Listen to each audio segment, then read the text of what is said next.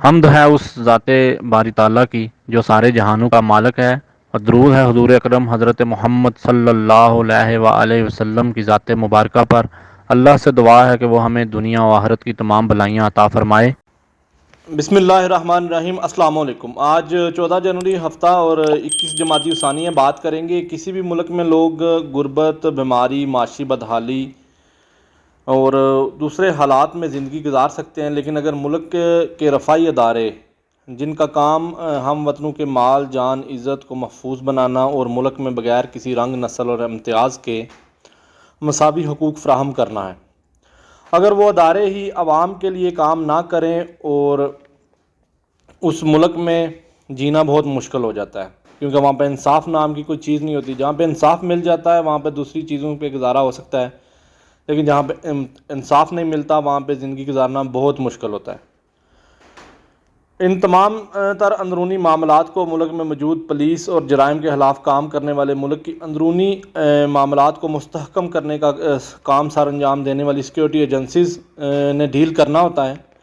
آج ہم بات کریں گے اسلامی امارات افغانستان کی وزارت داخلہ کی کہ وہ کس طرح ملکی سیکیورٹی اداروں کو چلا رہے ہیں اور ملک میں جرم کو روکنے اور جرائم پیشہ افراد کو سزا دلوانے کے لیے دن رات کام کر رہے ہیں، انہیں سلاخوں کے پیچھے لا رہے ہیں اور ان کی گرفتاری کر رہے ہیں۔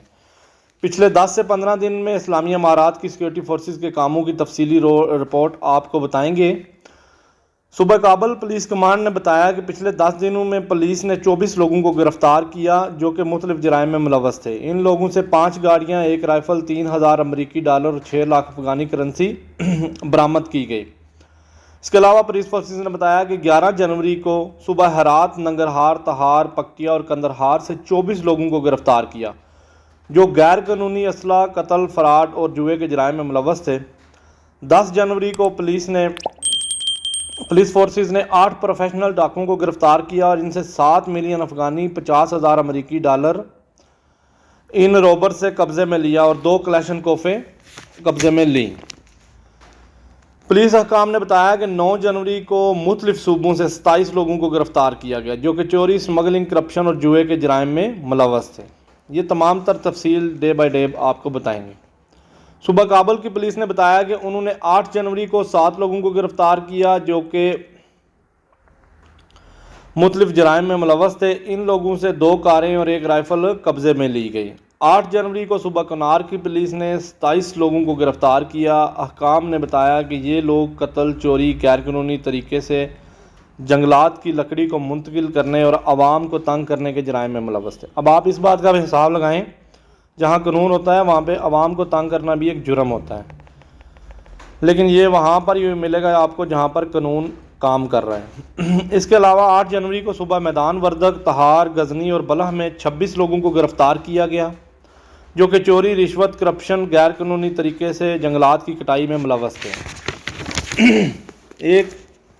اور ان میں ایک آدمی کو بچے کے ساتھ گھنونے فیل کرنے کی وجہ سے بھی گرفتار کیا گیا۔ اسلام آپ کو مکمل تحفظ فراہم کرے گا اور تمام تر جرائم پیشہ افراد کو، ہاں وہ کس طرح کا بھی جرم ہو، اس کو سلاخوں کے پیچھے لے کے آئے گا۔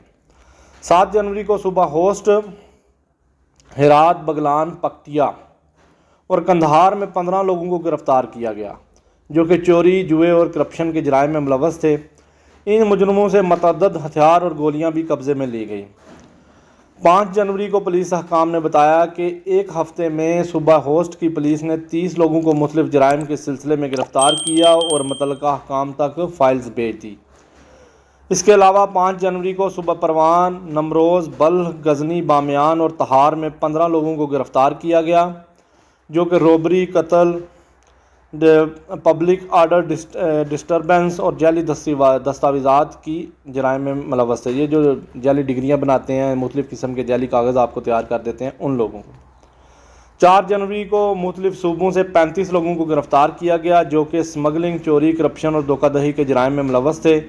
ان مجرموں سے اسلحہ اور 515 بیڑیں قبضے میں لے گئی جو انہوں نے چوری کی تھی اور وہ کسی دوسرے علاقے میں اس کو غیر قانونی طریقے سے لے جا رہے تھے تاکہ وہاں پر جا کے سیل کر دیں۔ اسلامی امارات افغانستان کی ملکی سیکیورٹی ایجنسی جو کہ ملک کے اندر تحفظ فراہم کرنے کے لیے کام کر رہی ہیں، اس کے علاوہ وہ تمام تر جو ڈرگز ہیں ان کے اوپر بڑا تیزی سے کام ہو رہا ہے. اس کے اوپر ہم اپنا علیحدہ ویڈیو بنائیں گے انشاءاللہ، آج ہی بنائیں گے اور وہ آپ کو سینڈ کریں گے.